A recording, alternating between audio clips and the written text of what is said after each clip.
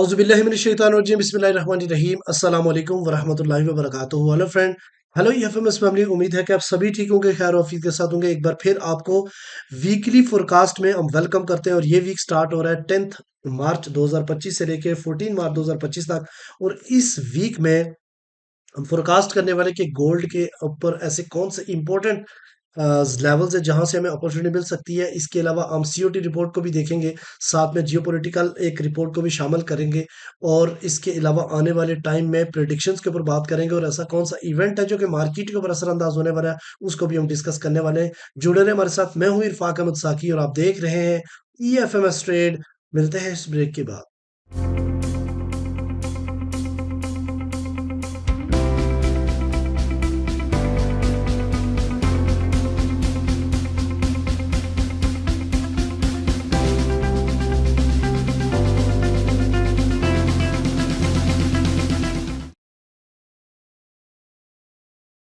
Welcome friend, अगर आप new हैं और अभी तक आपने हमारा चैनल सब्सक्राइब नहीं किया तो सबसे पहले चैनल को सब्सक्राइब कर लें, बेल आइकन पर क्लिक कर लें ताकि रोजाना की अपडेट आपको मिले, उसी टाइम वीडियो देखें और ट्रेड को प्लान कर सकें। इसके अलावा गाइस, अगर आप स्विंग और प्रीमियम का हिस्सा बनना चाहते हैं तो आप इस नंबर पे मैसेज जरूर कीजिए। हमारी सपोर्ट टीम आपको गाइड करेगी कि आप किस तरीके से हमारे साथ जुड़ सकते हैं। सिक्स्थ बैच की एनरोलमेंट के लिए भी आप हमसे कांटेक्ट कर सकते हैं। सीख के करो फॉरेक्स, ताकि आप इस मार्केट्स में प्रॉफिटेबल ट्रेडर बन सके। जियोपॉलिटिकल रिपोर्ट उमर बलोच साहब की ऐड करते हैं, उसके बाद कम बैक। जी सर, बहुत शुक्रिया आपका। सबसे पहले हम लास्ट वीक के फंडामेंटल डाटा को देखेंगे और हम ये जानने की कोशिश करेंगे कि जो आने वाला वीक है उसमें डॉलर इंडेक्स किस तरह बिहेव करेगा। डॉलर इंडेक्स मजीद हमें गिरता हुआ नजर आएगा या डॉलर इंडेक्स में स्ट्रेंथ आएगी। लास्ट वीक में हमने देखा मंडे को आईएसएम सर्विसेज पीएमआई का डाटा जो कि हमें नेगेटिव देखने को मिला। उसके साथ ट्यूसडे को कोई हाई इंपैक्ट डाटा नहीं था। वेडनेसडे को एडीपी नॉन फार्म एम्प्लॉयमेंट का डाटा जो कि हमें नेगेटिव देखने को मिला। उसके साथ आईएसएम सर्विसेज पीएमआई का डाटा पॉजिटिव आया। थर्सडे को हर वीक के वीकली अनएम्प्लॉयमेंट क्लेम का डाटा आता है जो कि हमें पॉजिटिव देखने को मिला। फ्राइडे, जी हाँ, एनएफपी का दिन। फ्राइडे को एवरेज ऑर्ली अर्निंग का डाटा हमें स्लाइटली बेहतर देखा गया जो कि फोरकास्ट किया गया था, इन लाइन हमें देखने को मिला। उसके साथ एनएफपी का डाटा जो था वो नेगेटिव आया। उसके साथ अनएम्प्लॉयमेंट रेट का डाटा जो हमें नेगेटिव देखने को मिला। अच्छा, यहाँ पर काफ़ी मेंबर्स के भी क्वेश्चन आ रहे थे और दोस्त पूछ रहे थे कि सर इस वक्त वॉर्स की क्या सिचुएशन है। तो मैं आपको बताता चलूँ, हमास और इसराइल की वॉर जो है उसमें सीज फायर हो चुका है, उसमें हॉस्टेजेस की रिलीज चल रही है। और अगर हम दूसरी तरफ देखें तो जो रशिया और यूक्रेन वॉर है, अमेरिका की तरफ से यूक्रेन पर काफ़ी प्रेशर है और रशियन जो प्रेसिडेंट है व्लादिमीर पुतिन, उससे भी डोनाल्ड ट्रंप जो है उनकी बात हो रही है कि अब इस वॉर को थमना चाहिए और इस वॉर को रुकना चाहिए। तो सीज फायर की कोशिशें हो रही हैं। और दूसरी तरफ हमें जो मोस्ट इंपॉर्टेंट चीज़ समझने की ज़रूरत है वो है ट्रेड वॉर। जी हाँ, ट्रेड वॉर जो ट्रंप जब आए अपनी कुर्सी पर विराजमान हुए तो उन्होंने जो है अपने एग्जेक्टिव ऑर्डर्स जारी किए, उन्होंने जो है टैरिफ की बात की जिससे एक ट्रेड वॉर स्टार्ट हुई। जी हाँ, और हमने देखा कि जो सीपीआई के नंबर्स हैं वो बढ़ते हुए नजर आए। यूएस में जो इन्फ्लेशन, जो मोस्ट इस वक्त इंपॉर्टेंट समझने की बात है, during the rate cut inflation हमें बढ़ती हुई नजर आई जो कि एक इकॉनमी के लिए बिल्कुल भी अच्छा साइन नहीं है। हमने देखा कि लास्ट वीक में रशिया पर सैंक्शंस की बातें हुई, यूएस ने जो है सैंक्शंस की बात की और टैरिफ लगाने की रशिया पर भी बात की। ट्रंप ने जो है कनाडा और मैक्सिको पर टैरिफ को डिले किया और एक वक्ती तौर पर उस पर जो है नजरसानी की। लेकिन अब जो नेक्स्ट वीक आ रहा है, हमें जो मोस्ट इंपॉर्टेंट समझने की बात है फंडामेंटली वो ये है कि हमें नजर रखनी है सीपीआई के डाटा पर और पीपीआई के डाटा पर। जी हाँ, अगर तो इन्फ्लेशन बढ़ती है यूएस में तो ये एक इकॉनमी के लिए बिल्कुल भी अच्छा साइन नहीं होगा। और जो रिसेशनरी फियर्स हैं, मैंने अपनी लास्ट वीक में जो वॉइस थी उसमें भी बताया था कि जो रिसेशनरी फियर्स हैं वो इस वक्त जो यूएस इकॉनमी पर मंडला रहे हैं और सीपीआई अगर बढ़कर आती है तो उससे यूएस इकॉनमी जो है रिसेशन में जा सकती है।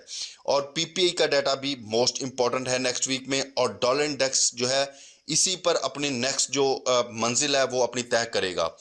तो अल्हम्दुलिल्लाह हमने लास्ट वीक में भी अपना गोल्ड को बाय भी करवाया और सेल भी करवाया और एक अच्छा पैसा बनाया। आप भी हमारे प्रीमियम और स्विंग का मेंबर बन सकते हैं और अच्छा प्रॉफिट बना सकते हैं, अपने लॉसेस रिकवर कर सकते हैं। तो जुड़े रहें हमारे साथ। बहुत शुक्रिया आपका। अस्सलाम वालेकुम। Thank you very much Umar भाई, आपने बहुत ही शॉर्ट टाइम पे बहुत ही मुफीद इंपॉर्टेंट इंफॉर्मेशन प्रोवाइड की। गाइस आने वाला जो वीक है वो 10 मार्च 2025 से लेके 14 मार्च तक है।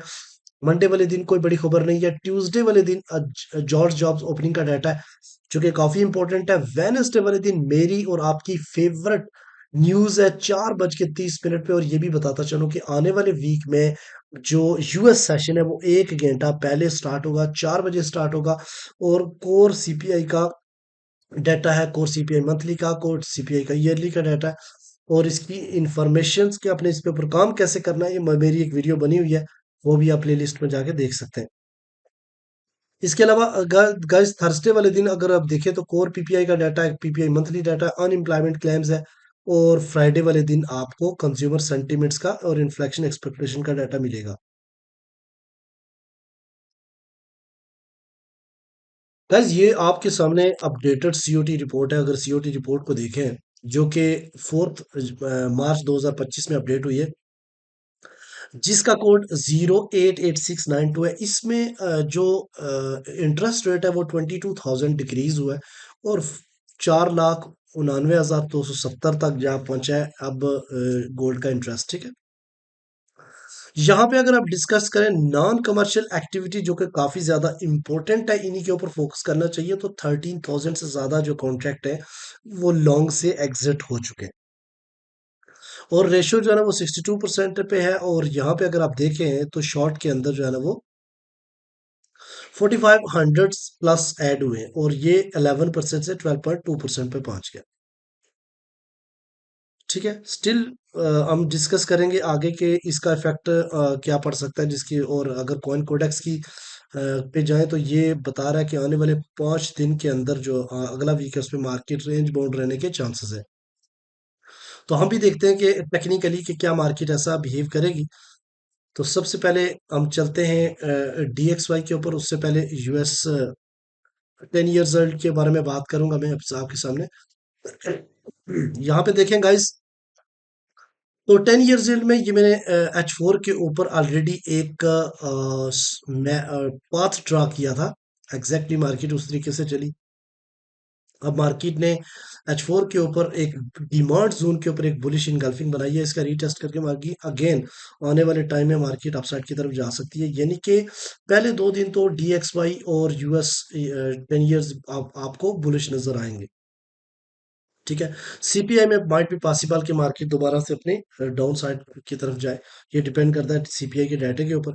अगर यहाँ पे H1 के ऊपर बात की जाए DXY को देखो, तो यहाँ पे मार्केट ने क्या किया जी, एक डिसेंडिंग चैनल को ब्रेक करके रीजस्ट करके एक बुलिश इनगल्फिंग क्लोज की है। तो मंडे वाले दिन मार्केट हो सकता है कि ओपन होते ही अपसाइड की तरफ जाए, सप्लाई जोन से दोबारा आपको सेलिंग का चांस दे।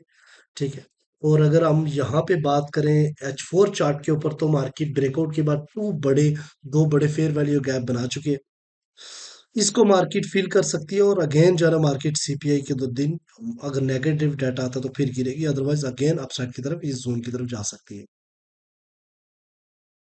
तो यहाँ पे गाइस आने वाले जो 2 दिन है उसमें आपको DXY अपने आप को इम्प्रूव करता हुआ दिखाई देगा, लेकिन उसके बाद दोबारा से ये अपना ट्रेंड बेरिश कंटिन्यू कर सकता है। अब गोल्ड के ऊपर चलते हैं, टू द पॉइंट बात करूंगा, मतलब की बात करूंगा, और वो आपने समझने की कोशिश करनी है। गाइस ये आपके सामने वीकली चार्ट है, और वीकली चार्ट में आपने देखा कि मार्केट इस पिछले वीक में का जो हाई था जो लो था उसके दरमियान में ही रही है मार्केट। पिछला वीक भी एक बेरिश इनगल्फिंग के ऊपर क्लोज हुआ था, और काफी ज्यादा चांसेस है मार्केट नीचे जाने के, बट मार्केट ने गैप अप ओपनिंग की। उसके बाद मार्केट ने दोबारा से ऑल टाइम हाई लगाने की कोशिश की, बट मार्केट 2930 के एरिया को नहीं तोड़ सकी। और अगर हम रिट्रेस की बात करें तो 2913 इसका 61.8% बनता है, और ये भी स्टिल नहीं टूट पाया। इसका मतलब ये है कि सेल प्रेशर जो है ना वो मार्केट के ऊपर है। आने वाले टाइम में मार्केट जो है ना वो मजीद सेल की तरफ जाने के चांसेस हैं, अनटिल अनलेस कि कोई ऐसी बड़ी खबर, कोई ऐसी बड़ी न्यूज मार्केट के अंदर ना आए जो कि मार्केट को दोबारा से पुल अप की तरफ ले जाए। अदरवाइज मार्केट को थोड़ा रिट्रेस लेना चाहिए। तो यहाँ पे गाइस मैं आपको बताता चलूं, ये आपके सामने डेली का चार्ट है। डेली के चार्ट में आपने कुछ चीजें समझनी है। यहाँ पे अगर आप देखें तो मार्केट का इंपॉर्टेंट लेवल्स पॉइंट जो है ना वो 2790 जहां से मार्केट ने ब्रेकआउट किया हुआ है डेली का। ठीक है। ब्रेकआउट करने के बाद मार्केट ने यहाँ से एक डाइवर्जेंस बनाना शुरू कर दी जब प्रीवियस मार्केट ने एक हाई लगाया। उसके बाद बेरिश एंगल्फिंग डेली के ऊपर बनी और मार्केट को एक स्ट्रॉन्ग डिप लगाया और फिर इस जगह से लिक्विडिटी स्वीप करके मार्केट ऊपर गई और पिछले 4 दिन से मार्केट सिर्फ इस एरिया के अंदर रेंज बाउंड करने लगी। सवाल ये पैदा होता है कि ये जो 2930 वाला लेवल है ये काफी इंपॉर्टेंट है। जब तक इसको मार्केट प्रॉपर H4 से या डेली से ब्रेक नहीं करती तब तक आपने हर टॉप से सेल देखे तो आपके लिए ज्यादा बेहतर और ज्यादा फ्रूटफुल रहेगा। ठीक है। और एक बात याद रखिएगा, अगर तो मार्केट ने 2880 90 का एरिया तोड़ दिया, ठीक है, तो उसके बाद मार्केट की जो नेक्स्ट टारगेट रहेगा वो रहेगा 2840 एक पॉइंट है और फिर उसके बाद 2790 दूसरा पॉइंट है। ठीक है, ये दो इंपॉर्टेंट पॉइंट है। आने वाले वीक में मार्केट टेस्ट कर सकती है अगर मार्केट ने ये वाला एरिया स्ट्रांगली ब्रेक किया तो। आई होप कि आपको मेरी बात समझ आ गई। अब हम चलते हैं H4 के ऊपर। H4 को पे आपको थोड़ा बहुत चीजों को ध्यान से देखना होगा, समझना होगा। यहाँ पे गाइस देखिए तो मार्केट ने एक जबरदस्त किस्म की रैली अपसाइड की तरफ बनाई और 2950 और 2956 एक रेजिस्टेंस क्रिएट की और फिर उसके बाद मार्केट यहाँ से धीरे धीरे गिरना शुरू हो गई। हर दफा बायर ऊपर आते स्विंग हाई को ना तोड़ पाते और मार्केट इस तरह नीचे जाती गई और ये वाला सपोर्ट एरिया 2840 और 2833 से मार्केट अगेन स्टार्टअप लेती है पिछले वीक में और एक गैप आपसे मार्केट ओपनिंग हुई थी अच्छी खासी और फिर इस येलो बॉक्स के अंदर जो है ना मार्केट इंटर होती है और फिर पूरे 4 दिन स्टिल अभी तक इसी के अंदर मार्केट इस येलो बॉक्स के अंदर है। अब बात को समझ रहे हैं कि अब इतना आसान इन्होंने किया है कि भाई ठीक है जी, आपने 2890 से बाय करना है, 2895 से बाय करना है और 2925 से 30 से सेल करना है। अब जब इतनी बड़ी आदत रिटेल ट्रेडर की बना दी है तो अब ये ब्रेकआउट करेंगे और जब ब्रेकआउट करेंगे तो फिर क्या होगा, जिसके ज्यादा चांसेस मेरी नजर में 60 से 70% सेल साइड के हैं। यहाँ पे गाइस आपको मैं ये भी बताता चलूं कि अगर मार्केट 2860 और 2833 से दोबारा पुल बैक नहीं लेती और इसको ब्रेक कर देती जाती है, नेक्स्ट जो टारगेट होगा वो 2750 और 33 का भी एक्सपेक्टेड है। ठीक है। अब हम चलते हैं कि अगर मार्केट कोई ऐसी इंपॉर्टेंट इवेंट आ जाए, कोई वॉर्स को या कोई इस तरह का ऐसा आ जाता है जिससे बुलिश के चांसेस और इस वाले बैरियर को ब्रेक करने में मार्केट कामयाब होती है तो एक दफा फिर ऑल टाइम हाई से मार्केट रिजेक्शंस देगी और फिर एक स्ट्रॉन्ग कैंडल इसको तोड़ पाएगी क्योंकि ये काफी ज्यादा मजबूत रेजिस्टेंस है। और ये जब टूटेगी तो रीटेस्ट अगर मार्केट ने कर लिया तो फिर एक्सपेक्टेड टारगेट मार्केट का 3011 से लेके 3020 तक हो सकता है।